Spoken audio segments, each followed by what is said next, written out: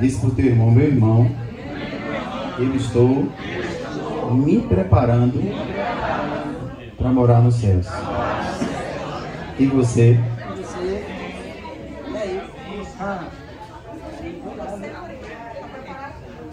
Louvado seja Deus.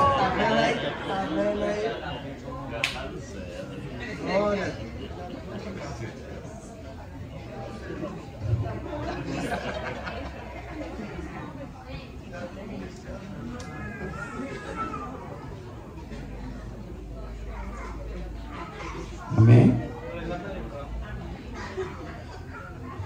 Abre a palavra do Senhor no livro de 1 Reis,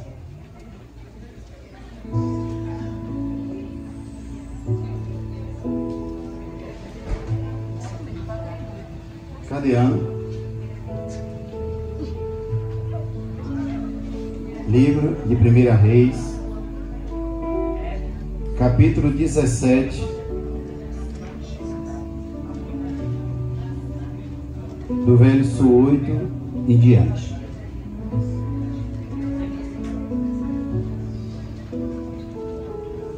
Okay.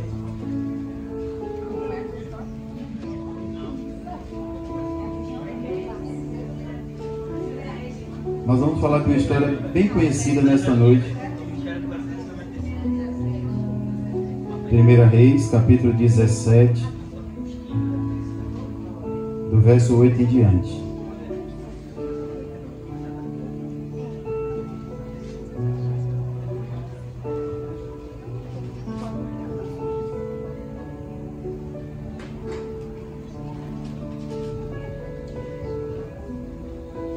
E o tema dessa mensagem que eu coloquei nesta noite diz assim: Deus envia provisão em meio às crises. Diz para o teu irmão: Deus envia provisão em meio às crises. Aí você pergunta: que crises são essas, pastor?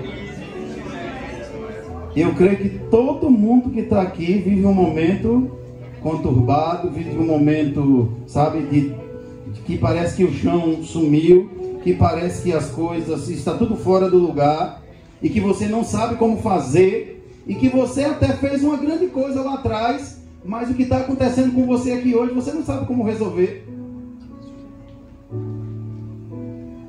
E você pode, pastor Enivaldo, ser o melhor pregador do mundo, e é com esse que Deus quer tratar e mostrar que Ele continua sendo Deus e que eu tenho que ser vaso, pastor Felipe, na mão dele, para todos os dias Ele me moldar, Ele me ajustar, porque o crente que não é ajustado por Deus, ele fica vaidoso, ele acha que ele é o dono da cocada, ele acha que ele é o bambambam da história. Aí Deus fala assim: não, esse cabra tá gostoso demais, eu vou arrumar um negocinho para poder ele pensar e entender que eu ainda sou Deus. Eu costumo dizer naquela passagem onde o Senhor chama Pedro para sair do barco, e Pedro vai lá e sai e começa a andar sobre aquelas águas ali, entendeu?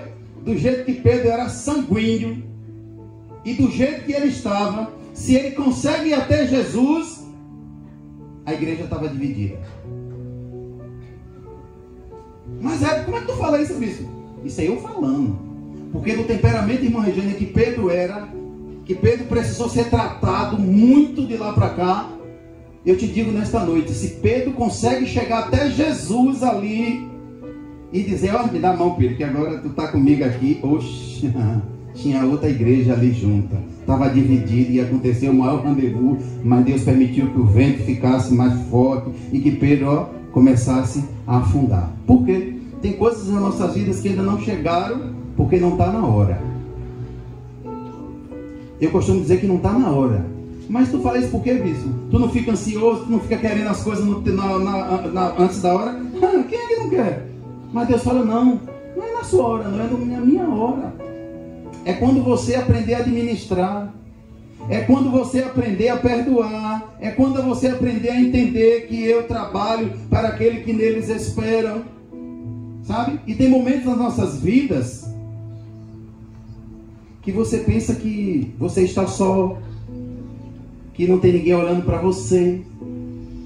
Se nós começarmos, então a gente vai ler essa história e a gente vai entender que chegou um momento na vida de Elias que Elias falou: eu estou só, eu estou sozinho, não tem ninguém por mim. Aí você diz para ele: tá, quantos joelhos Elias tem dobrado até eu dispor? 7.000. E tu está achando que tu está só? É por isso que eu te digo, na hora que nós estamos cheios de nós, na hora que nós estamos achando que o problema nosso é o maior do que de todo mundo, aí nós começamos a achar essas coisas. Mas eu quero te dizer nesta noite: se põe no lugar do adorador, se põe no lugar de servos, se põe no lugar de um sacerdote, que tu vai começar a entender como é o processo. E eu te digo, processo só acontece, meu irmão, na vida daquele que tem propósito.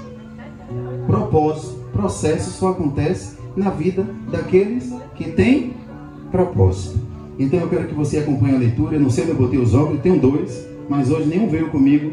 Mas eu vou tentar, com minha boa leitura aqui, ler esse texto. Amém? E diz assim a palavra do Senhor: e veio a mim a viúva de Sarapta. E diz assim: então veio a mim a palavra do Senhor dizendo: levanta-te e vai a Sarepta, que é de Sidom, e habita ali. Eis que eu ordenei a uma mulher viúva que te sustente. Então se levantou e se foi a Sarapta. E chegando à porta da cidade, eis que estava ali uma mulher viúva apanhando lenha. E ele a chamou e disse: traze-me, peço-te, numa vasilha, um pouco de água que beba. O 11.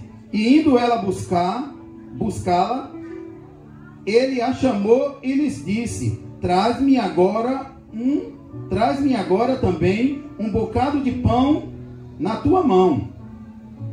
Porém ela disse: vive o Senhor teu Deus, que nem um bolo tenho, senão somente um punhado de farinha em uma panela e um pouco de azeite numa botija. E vês aqui, apanhei 2 cavacos e vou prepará-lo para mim e para o meu filho, para que eu coma e morramos. O 13. E Elias disse: não temas, vai e faz conforme a tua palavra, porém faz disso primeiro para mim um bolo pequeno e traz-me para fora, e depois fará para ti e para o teu filho. Porque assim diz o Senhor Deus de Israel: a farinha da panela não se acabará, e o azeite da botija não faltará, até o dia em que o Senhor dá chuva à terra. E ela fez conforme a palavra de Elias, e assim comeu ela e ele e a sua casa muitos dias. Diga: Senhor, eu preciso da tua provisão em uma determinada área da minha vida. Senhor, nosso Deus e nosso Pai, bendito, Pai, é o que vem no teu nome, Pai. Bendito, meu Pai, é o que vem, meu Pai, a cada dia te buscando, Pai, em espírito e em verdade, meu Pai. Meu Deus, obrigado porque nós temos liberdade, meu Deus, para te buscar, meu Senhor. Meu Deus, nós temos uma Constituição, meu Pai, que vela, meu Pai, pela nossa liberdade, meu Pai, de te buscar em espírito e em verdade, meu Pai. Obrigado, meu Deus, por essa liberdade que o teu Filho amado Jesus nos constituiu, meu Pai. Nós sabemos, meu Deus, que há outras partes do mundo, meu Pai, que não tem a mesma liberdade que nós temos, meu Pai. Mas nós temos essa liberdade, meu Pai, de te buscar em espírito e em verdade. Nós temos liberdade de expressar, meu Pai, o verdadeiro amor que está em nossos corações, meu Pai. Meu Deus, nós somos privilegiados, meu Deus, porque o Senhor nos escolheu, meu Pai. O Senhor nos elegeu, meu Pai. O Senhor nos chamou. O Senhor nos capacitou. O Senhor, meu Pai, tem nos elevado, meu Pai, a postos que nós não imaginaríamos de estar.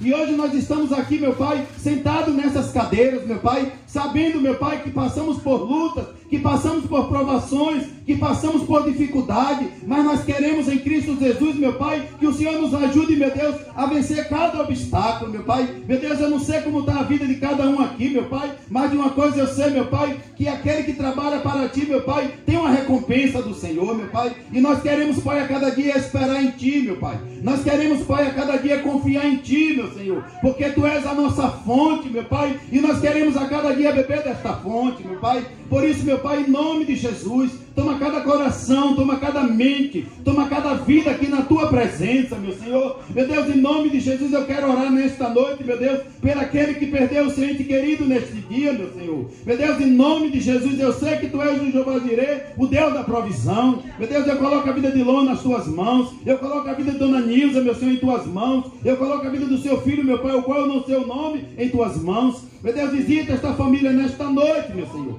Vai visitando os irmãos, meu Pai. Meu Deus, em nome de Jesus, que no lugar da tristeza, meu Pai, que o Senhor vai colocando, meu Pai, a alegria, meu Senhor. Meu Deus, que no lugar, meu Pai, Deus, da tristeza, que o Senhor vai renovando as forças. Meu Deus, como eu falei para um dia nesta noite, meu Pai, que nós venhamos ser melhores, meu Senhor. Que nós venhamos, meu Pai, ser diferentes, meu Pai. Que nós não venhamos, meu Pai, perder tempo neste mundo, mas que nós venhamos, meu Pai, estar disposto, meu Deus, a vivenciar as Tuas promessas em nossas vidas. Por isso, meu Pai, eu quero Te louvar por mais esta noite em Tua presença. Eu quero Te louvar, meu Deus, por esse cantinho do céu aqui neste local. Eu quero Te louvar, meu Deus, porque aqui, meu Pai, o Senhor tem levantado homens e mulheres, meu Pai, Deus, disposto a Te buscar, meu Senhor, disposto a Te servir, meu Senhor, fervorosos em Tua presença, meu Senhor. Deus, eu sei, meu Pai, que muito mais Tu tem para fazer, meu Senhor. Tu está nos preparando, meu Deus, para algo maior, meu Pai. Por isso eu Te peço, meu Pai, tira toda a vaidade, tira todo sentimento contrário, meu Pai. Tira tudo aquilo que nos afasta da Tua presença, meu Pai. Deus, e nos leva, meu Pai, a lugares que nós não podemos ir, meu Senhor. Mas que nós venhamos, meu Pai, em nome de Jesus, não ficarmos vaidosos. Mas que nós venhamos, meu Pai, Te buscar em espírito e em verdade. Meu Deus, em nome de Jesus, toma esta palavra, meu Pai, que vai ser ministrada nesta noite, Pai. Meu Deus, Tu conhece o meu coração, meu Pai. Tu conhece, Deus, as minhas limitações, meu Pai. Mas nós temos um Deus, meu Pai, que é muito maior, meu Pai. E muitas das vezes, meu Pai, nós nos detemos diante de alguma situação. Muitas das vezes nós nos entristecemos com situações. Mas nós temos que entender, meu Pai, que isso faz parte do processo. E nós queremos nesta noite, Pai, Te pedir perdão por falhas, por gesto, por atitude. Aquilo que nós falamos, aquilo que nós fizemos, que não Te exaltou e que não Te glorificou. Nos perdoa nesta noite, Pai, porque nós não queremos, meu Pai, ficar de qualquer jeito. Nós queremos ficar, meu Pai, na posição de soldado em Tua presença. Por isso, Pai, em nome de Jesus, abre os nossos ouvidos nesta noite, Pai. Abre os nossos corações, Pai, e que nós venhamos receber, Pai, a Tua palavra, em nome de Jesus. Eu quero agradecer nesta noite a presença da irmã Thaís, amém? O varão abençoado, junto com a sua esposa. Senti tua falta esses dias aqui, varão. Que Deus abençoe a vocês. E esse jovem que está junto do pastor Felipe, o que é que nós vamos dizer para ele? 1, 2, 3. Seja bem-vindo em nome de Jesus. Volte sempre, traga a gente, fique com a gente. E que Deus em Cristo Jesus nos abençoe, amém? E nos fortaleça para a glória do Deus Todo-Poderoso, amém? A nossa amada Gal está de volta. Fica de pé que eu quero te dar um abraço, minha amada.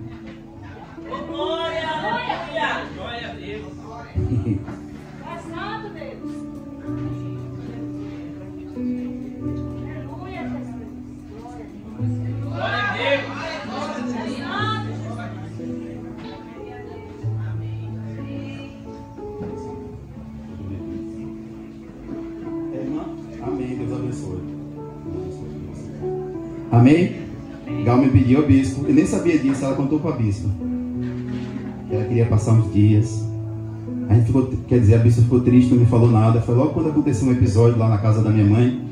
E eu fiquei sabendo, é mesmo, bispa, que está acontecendo isso. Foi bom até que ela não me contou no tempo. Mas depois eu falei, descansei, botei o joelho em terra e falei: há um tempo determinado para todas as coisas. E louvado seja Deus, Gal está aí, com a glória do Senhor de volta, congregando conosco, para a glória do nome de Jesus. Amém? A minha sogra linda que veio hoje para o culto, Deus abençoe, meu amor, seja bem-vinda, em nome de Jesus. E eu creio que Deus, ele tem um propósito em todas as coisas. E aqui nós vemos nesse texto, nós podemos observar nesse texto, que quando tudo está no lugar, quando tudo está no lugar, que a gente acha que está tudo bom, Deus permite que aconteça alguma coisa. Elias era um homem, está lá no livro de Tiago, que eu não me lembro nas escrituras onde é que está, eu sei que está no livro de Tiago, que Elias era um homem sujeito às mesmas paixões que nós. Não é assim, pastor Tiago? Elias era um homem sujeito às mesmas paixões que nós. Está lá no livro de Tiago, eu não sei onde está não, mas vocês vão achar depois. Então eu quero te dizer que nós, como seres humanos, estamos sujeitos, mesmo sendo crente, pastor, levita, missionário ou qualquer grau eclesiástico, nós estamos sujeitos. E Israel estava vivendo uma tremenda crise, uma tremenda escassez. Israel estava vindo de alguns reinados perversos, de alguns reis insubordinados. E o que acontece? E Deus pega Elias e manda Elias profetizar. Eu creio que foi Deus que mandou, pastor Alex, Elias profetizar. Eu creio que foi Deus que impulsionou Elias a tomar aquela coragem e dizer que ia passar 3 anos sem cair um pingo d'água na terra. E Deus deu uma ordem para Elias: tu sai daqui, que eu vou te enviar a um local onde tu vai ficar aconchegante, próximo de um riacho. E Elias assim fez, e Elias foi e ficou nesse riacho ali. Mas Deus promoveu que o tempo passou. E tem crente, irmã Nete, que ele fica mal acostumado com o que recebe de Deus. Tá bonzinho, tá tudo arrumadinho, tá tudo direitinho ali no lugar. Foi o que Deus fez? Secou aquele riacho. E agora diz para Elias que ele vai te enviar uma viúva. Qual é a condição, pastor Alex, hoje de uma viúva? Que está morando num território que está tudo seco, que está tudo falido, que não tem nada, que ela só tem um punhado de farinha e um pouquinho de azeite na botija. Qual é a condição de uma mulher dessa? Não era um banco, Robson, para poder emprestar dinheiro, para poder resolver a questão. Simplesmente manda para uma viúva, simplesmente desamparada, ainda com filho. Eu quero te dizer nesta noite que Deus, Ele faz o reboliço, tira tudo do lugar, mas depois Ele coloca no lugar da forma que Ele quer. E nós só precisamos ser obedientes. Muitas das vezes acontecem determinadas situações em nossas vidas, porque Ele quer ver o nosso caráter, a nossa personalidade. Ele vai ver até onde a gente vai, até onde a gente sustenta aquilo que a gente falou como profeta. E às vezes a gente fala assim: mas Isaías profetizou. A gente, se estivesse no tempo de Isaías, e Isaías tivesse profetizado assim, o Messias vai vir, ele será poderoso, ele será misericordioso, ele será o príncipe da paz. Quem ia acreditar? Isso aconteceu, pastora Marileide, 700 anos depois da profecia de Isaías. Quem iria acreditar? Se não aconteceu no dia dos meus filhos, quem iria acreditar? Ninguém, meu irmão. As pessoas iam dizer assim que nada, esse aí está falando da carne, esse daí está falando de qualquer jeito, esse daí está falando como louco. Mas eu quero só te dizer uma coisa, meu irmão. Essa profecia aconteceu 700 anos depois. E veio o Messias, e veio Jesus, o esperado, o Rei da Justiça. E nós sabemos, meu irmão, que para uma profecia se cumprir, tem que ter, meu irmão, muito joelho no chão, tem que ter oração, tem que ter intercessão. E eu quero dizer, aqui está uma igreja que Deus levantou, que quando ela se une, quando a gente pede uma oração a alguém aqui neste local, e nós se juntamos e oramos, Deus entra em provisão. E eu digo para você, em qualquer causa, Deus entra em provisão. Sabe por quê? Porque a gente aprendeu a nos unir, orarmos com a vitória do meu irmão, com a vitória da minha irmã. Deus assim faz as portas se abrir, faz o milagre acontecer. Deus faz, sabe, que grilhões sejam quebrados e o nome dele seja exaltado e glorificado. Sabe por quê? Porque eu não vejo uma igreja vaidosa. Ainda que a gente tenha defeito, mas eu vejo uma igreja vitoriosa na presença do Senhor. E assim aquela mulher recebeu aquele profeta, preparou aquela comida, deu ao profeta, e a palavra se cumpriu, e daquela casa o azeite não faltou. Sabe por quê? Porque houve obediência. E que quando nós obedecemos a voz de Deus, a palavra diz que nós comeremos do melhor dessa terra. Que nós venceremos, meu irmão, as batalhas que nós não imaginaríamos de nós vencermos. E eu pergunto, bispo, por que acontecem as crises? no meio da igreja, no meio da família. Acontecem as crises, meu irmão, porque algumas coisas precisam ser resolvidas. Muitas das vezes tem família que se reúne, senta na mesa e não fala a verdade um para o outro. Não fala a verdade, tem uma mágoa, tem um ressentimento, mas não resolve. E acha que está tudo bom e vai empurrando com a barriga, e não se perdoa, sabe? E não tem assim um momento de dizer assim, não, ó fulano, eu estou chateado com você nessa área, sabe? Eu me entristeci com você nessa parte aqui e eu quero vencer contigo. Porque o céu não é para ti só, é para todos nós.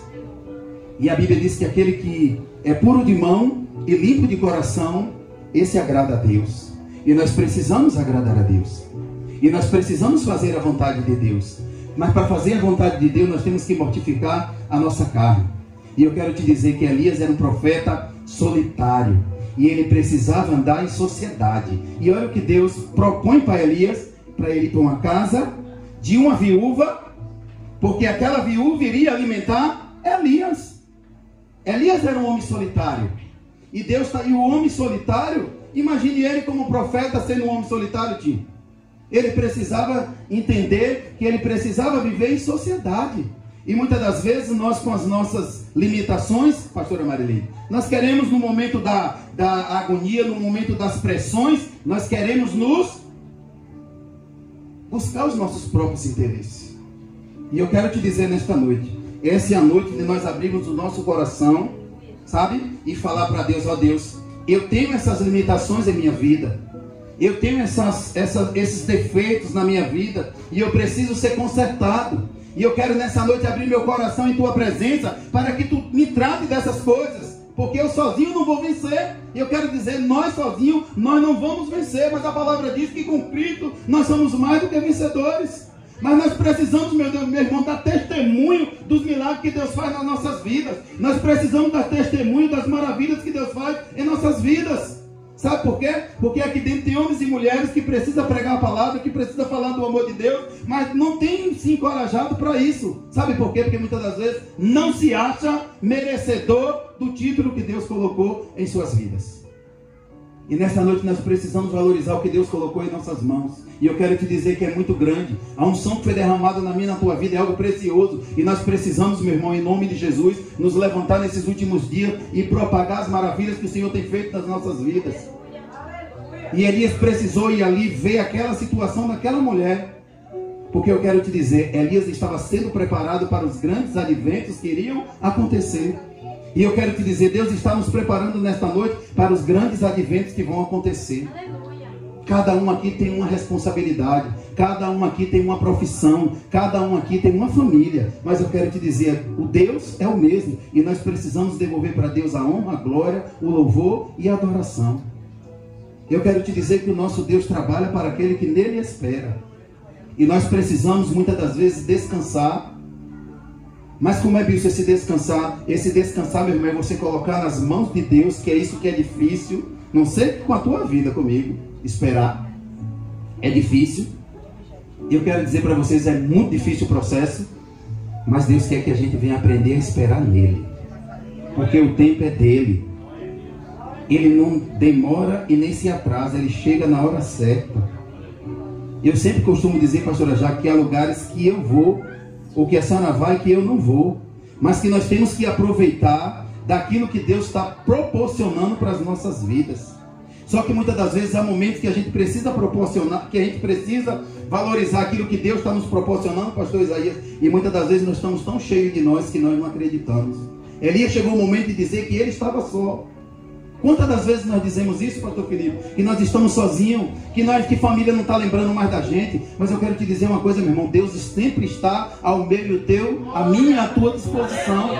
Só basta nós abrirmos a nossa boca. Se Deus fosse um Deus egoísta, quando a gente amanhecesse o dia, que a gente estivesse esperando o sol, mais uma noite sem o sol aparecer. Você imaginaria o que iria acontecer, pastor Linaldo?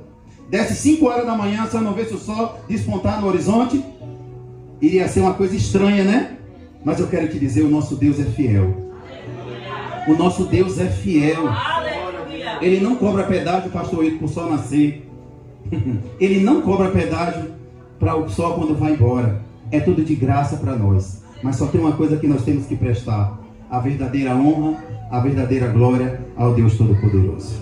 Eu quero te dizer uma coisa, eu não sei como está a tua vida aqui nesta noite, mas de uma coisa eu sei: começa a colocar diante de Deus aquilo que é impossível, e aquilo que é possível, Thaís, nós temos que fazer, mas aquilo que é impossível nós temos que apresentar ao nosso Deus. E que quando nós apresentamos o nosso Deus, parece que a coisa vai ficar estreita. Quando Elias pensava que tudo estava bonitinho, porque o lugar íntimo de Elias, sabe onde era, pastor Isaías? Era no Carmelo. O lugar de intimidade de Isaías com Deus era no Carmelo, orando, buscando, sabe? Ali no seu momento a sós. Mas Deus queria expandir o ministério de Elias, como quer expandir o meu e o seu. Deus quer nos levar, pastor Ailton, a lugares que nós nunca imaginaríamos de chegar.